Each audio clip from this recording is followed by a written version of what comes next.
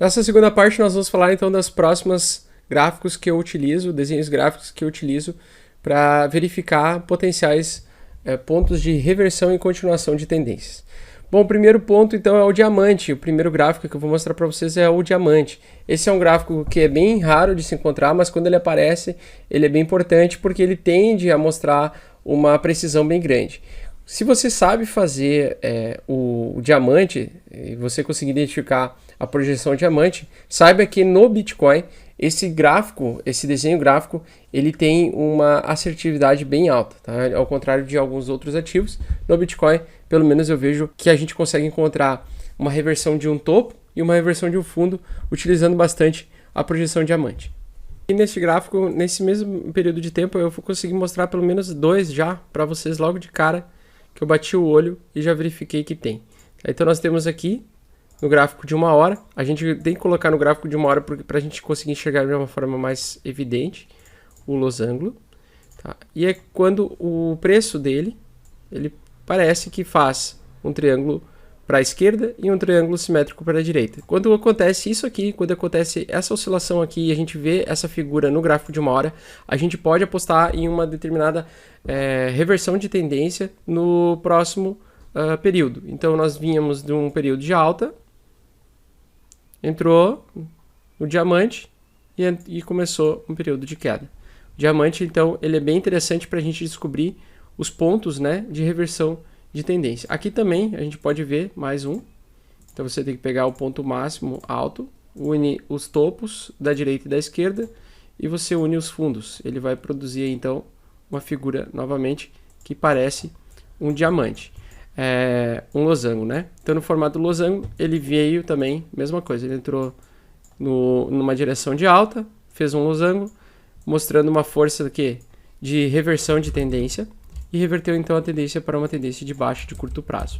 E você pode fazer praticar essa configuração em vários pontos no gráfico do Bitcoin. Na maioria das vezes você vai ver que o losango ele forma uma reversão de tendência bem alta. Uma figura que muita gente se confunde com a cunha é o triângulo de alta. Triângulo de alta, então, é uma figura que mostra onde o ponto de resistência ele é tocado diversas vezes até que acontece um rompimento. Quando a gente vê no gráfico do Bitcoin ou de qualquer outra criptomoeda, qualquer outro ativo, em que o preço ele toca numa determinada resistência e vai martelando aquela resistência diversas vezes, chega um momento que ele perfura. E qual a diferença então da cunha para o triângulo, tá? A cunha geralmente, a ascendente, ela mostra uma perda da força compradora e uma vitória da força vendedora, empurrando o preço para baixo.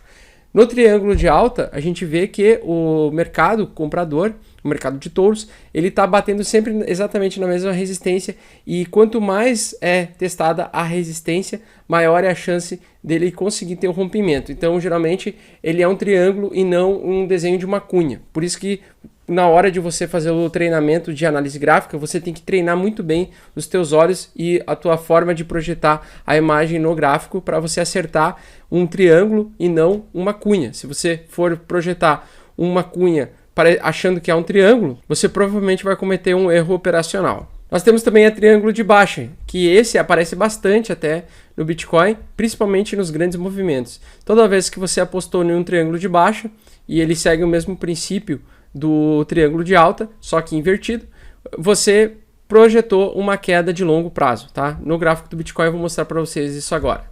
No gráfico do Bitcoin eu já localizei então o triângulo de alta, onde o preço ele tocava várias vezes lá no suporte mais baixo e ele testava várias vezes a resistência de $4.100, $4.200, tá? Até que chegou um determinado momento que ele teve um rompimento, então, desse grande triângulo para cima, mostrando que o preço ele tinha se consolidado num movimento de baixa e depois que ele consolidou, ele começou a gerar força para ser acionado para cima. A gente não precisa nem trocar de gráfico aqui para a gente localizar o triângulo descendente. Triângulo descendente, então, é quando o preço ele faz o contrário. Ele tem um grande triângulo, onde é testado por diversas vezes. Nesse caso aqui foi testado durante um ano esse triângulo de queda. E no final do ano, então desde janeiro e fevereiro até novembro daquele ano, 2018, o preço ele tocou várias vezes até que ele finalmente rompeu esse triângulo de baixa. Nós também podemos pegar um exemplo mais recente, onde a gente localizou mais um triângulo de queda de longo prazo, né? De longo prazo, no gráfico diário, onde a gente viu que a chance era muito maior de cair. Por quê? Porque estava formando claramente para nós um triângulo descendente. Quando a figura, às vezes ela demora bastante tempo para formar, tá? Às vezes a gente já acredita que ele vai cair aqui, ó, já vai criar, por exemplo, um triângulo aqui. Mas quando você dá tempo ao tempo para as coisas acontecerem e ver um movimento do mercado acontecer naturalmente, você claramente vai identificar pontos de resistência descendentes e o suporte sendo sempre o mesmo valor suportado. Então isso aqui é um triângulo, isso aqui não é uma cunha, tá? A cunha, ela age dessa forma, isso ali é um triângulo dentro de uma grande cunha. A cunha é assim, ó, pessoal, essa aqui é uma cunha. O triângulo, ele é diferente, ele tem uma outra projeção de imagem, tá? A cunha, ela é preço de suportes e resistências se afunilando em uma forma descendente ou ascendente. O triângulo ele já tem uma base reta. Então o triângulo é isso aqui. Isso aqui é o triângulo. Ele tem uma base reta onde o suporte é testado várias vezes ou a resistência é suportada várias vezes e ele empurra o preço para cima, direcional para cima, em caso de um fundo. E assim, quando ele encontra um teto, ele também pode empurrar o preço em uma direção para baixo. Então ele pode fazer um triângulo de baixa. Nós também temos a bandeira de alta, que muitas vezes você pode se confundir com a cunha de alta, ou seja, ao invés de o preço fazer uma cunha, ele faz uma bandeira. Ele segue como se fosse um retângulo na diagonal e ele faz essa projeção de continuação de movimento de alta. Já a bandeira de baixa também é bastante conhecida. Ela é a mesma coisa que a bandeira de alta, porém ao contrário. Então, o preço está em uma direção de tendência de queda, ele produz um mercado lateral que não se assemelha a uma cunha, onde ele faz topos e fundos igualmente escalados e ele tende a continuar um movimento de tendência de baixa. A bandeira, então, ela tem um mastro, essa aqui que eu vou desenhar primeiro é a bandeira de alta, onde a gente tem claramente uma alta e nós temos uma pequena zona de consolidação, onde o preço ele não anda em uma cunha, ele anda literalmente numa lateralização, numa continuação de movimento, querendo impulsionar uma continuidade para cima. Então, geralmente o mastro aqui, ele vai determinar o tamanho da altura da alta que vai acontecer após o rompimento dessa bandeira de alta. No movimento de queda também nós temos a mesma coisa. Então, nós podemos pegar aqui o mastro, formação de uma bandeira, formação de uma bandeira e continuação de queda. Okay? Então, geralmente, a queda anterior e a queda posterior vai ser proporcional à bandeira, ao tamanho da bandeira. E bem, eu não gosto muito de usar bandeiras porque eu gosto de usar cunhas. Eu sempre foco em tentar usar os triângulos e as cunhas. Triângulos eu utilizo com a base, geralmente eu verifico onde está a base, ou se é uma resistência que está sendo testada muitas vezes, ou se é um suporte testado muitas vezes. Eu vejo onde é a direção, mas eu foco em usar principalmente cunhas, tá? Cunhas e triângulos. Os triângulos, para mim, as cunhas, elas têm uma assertividade muito maior, porque às vezes a bandeira, ela não tem a imagem bem clara, bem estabelecida, e a gente não consegue identificar de uma forma tão fácil, tão simples.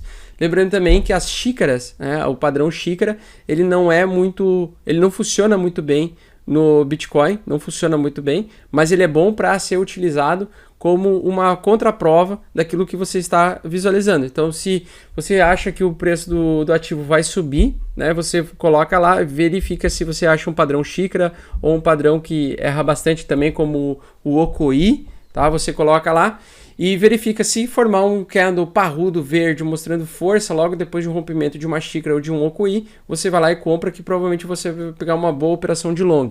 Se você verificar que não teve um grande rompimento, pelo menos um rompimento de um diário, de um candle diário grande, não vale a pena você arriscar, porque provavelmente vai ser um sinal falso.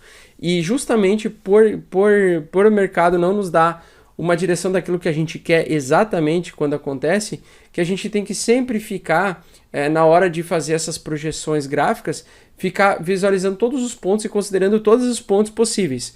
pegando sempre, determinando LTA, LTB e também fazendo retrações de Fibonacci e projeção de Fibonacci para você não se perder na curva, porque pode ser que só com base na análise gráfica, só fazendo o desenho de uma projeção, você vai lá cegamente acreditar que você vai acertar o trade e na verdade todo o mercado está vendo aquela mesma imagem e vai empurrar o preço para baixo, indo em direção contrária daquilo que você deseja, daquilo que você projetou na sua cabeça.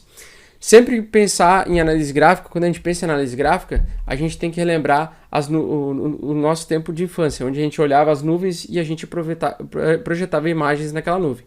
E eu não sei se vocês lembram, mas no meu caso, eu tinha um amigo de infância e a gente sempre olhava a mesma nuvem e para a mesma nuvem a gente tinha diferentes interpretações. E assim funciona no Price Action. Price Action você sabe as figuras, você pode dominar elas, mas você vai ter uma interpretação diferente da minha muitas vezes. E por isso que é interessante usar o grupo do Mestres do Bitcoin para você ter essa orientação e poder enxergar o que os outros estão enxergando, o que seus amigos estão enxergando, porque muitas vezes isso pode te direcionar e pode melhorar o seu tempo técnico, a sua decisão técnica de comprar ou vender determinada criptomoeda.